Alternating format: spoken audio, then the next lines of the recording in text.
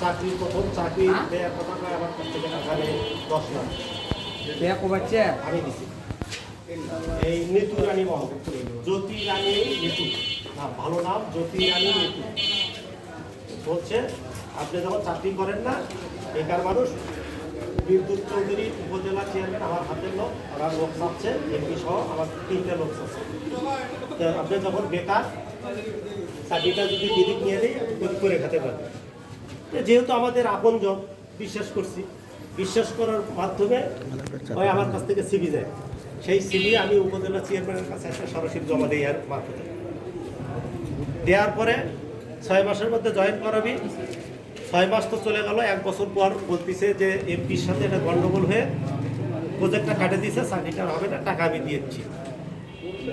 এই কথা বলে মাঝখানে ফির বাসার কাজের জন্য ফির আমাদের কাছে ঝামেলা ধরলো যে আমি বাসার কাজে আটকে গেছি, তখন কিছু টাকা, তখন ফির 20 লাখ টাকা নেয়। নেওয়ার পরে টোটাল আমাদের 3 শালির কাছ থেকে 30 লক্ষ টাকা নেয়।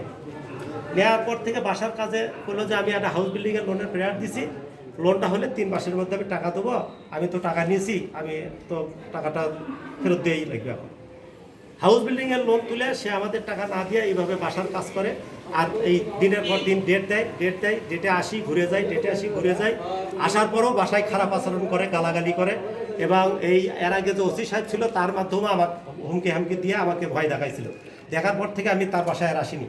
তারপরে ইদানিং এখন অসহায় হয়ে গেছি, দেয়ালে পিঠ ঠেকে গেছে। আমি আমার পরিবার, ছেলে সন্তানের পড়াশোনার খরচ জোগাতে পারি না, নিজে বাজার খরচ করে খাইতে পারি না। একে দীর্ঘদিন ফোন দিছি, ফোন বন্ধ।